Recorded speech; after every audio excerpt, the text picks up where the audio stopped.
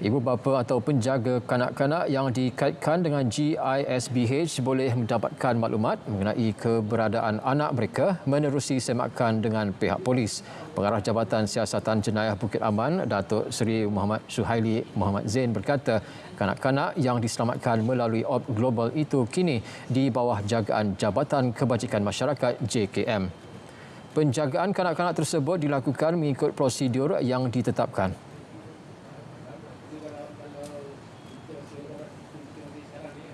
So bila dah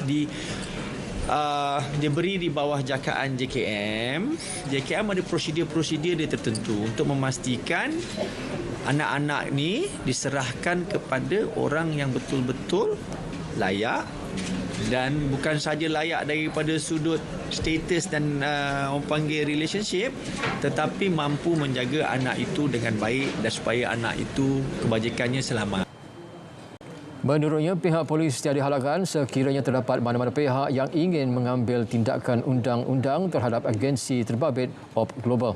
Usaha menyelamat dilakukan mengikut prosedur dan proses perundangan dengan saringan yang dilaksanakan JKM dan pasukan perubatan. 52 premis perniagaan termasuk 8 premis makanan diarah tutup oleh Majlis Bandaraya Pulau Pinang MBPP sejak Januari lepas susulan isu kebersihan serius termasuk penemuan najis tikus dan lipas. Pengerusi Gantian Jawatan Kuasa Tetap Kesihatan Awam MBPP Tan Su Siang berkata 8 premis makanan itu diarah tutup 14 hari. Menurut beliau, hasil pemeriksaan rutin dan rawatan dijalankan mendapati ada premis makanan yang tidak menghiraukan aspek kebersihan penyediaan makanan kepada pelanggan dengan memproses atau memotong ikan mentah di atas lantai. Selain terdapat premis yang tidak menyelenggara peti sejuk beku dengan baik, pemeriksaan dibuat bagi memastikan premis-premis terlibat sentiasa mengikut prosedur operasi standard ditetapkan. Keboleh pasaran graduan Universiti Malaysia Perlis UNIMAP mampu capai 99% dalam tempoh 6 bulan lagi. Naib Chancellor UNIMAP Profesor Datuk Dr. Zaliman Sauli berkata, trend peningkatan keboleh pasaran pelajar UNIMAP itu dapat dilihat sejak beberapa tahun lalu. Ia hasil beberapa program yang dijalankan UNIMAP termasuk program Industrial Advisory Panel AIP dan program sangkutan industri yang memberi impak kepada kualiti pelajar. Pensyarah-pensyarah daripada universiti juga kita buat attachment di industri. Dia panggil apa dia program tu?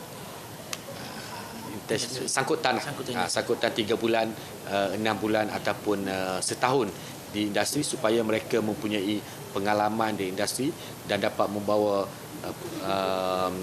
new knowledge ataupun teknologi baru balik ke universiti dan sampaikan kepada pelajar-pelajar. This is antara program-program yang kita nak kurangkan jurang di antara akademik dan industri. Tambah beliau, sehingga kini 70% lepasan graduannya telah memperoleh pekerjaan.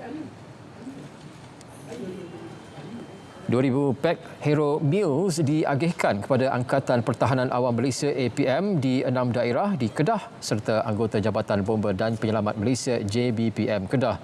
Ia membabitkan anggota APM di Baling, Kota Seta, Pendang, Padang, Terap dan Sik. Sumbangan yang dihulurkan Yayasan Sultanah Bahiyah itu sebagai persediaan menghadapi monsun Timur Laut MTL. Yayasan itu dalam satu kenyataan menyebut pihaknya diberi amanah untuk mengedar pek makanan tersebut kepada agensi dan petugas Barisan Hadapan yang terlibat dalam pengurusan bencana dan kemanusiaan. Sumbangan diharap dapat membantu menjaga kebajikan petugas yang kebanyakannya terdiri daripada sukarelawan untuk mendapatkan makanan.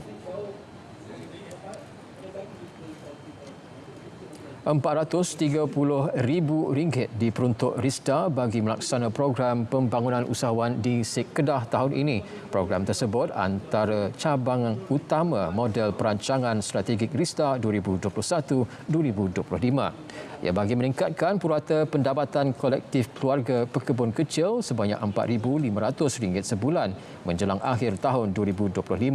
Pengarah Risda Kedah Abdul Aziz Awang berkata, program pembangunan usahawan melibatkan merupakan 3 proses utama: aktiviti ekonomi tambahan AET, pengembangan perniagaan dan pemasaran.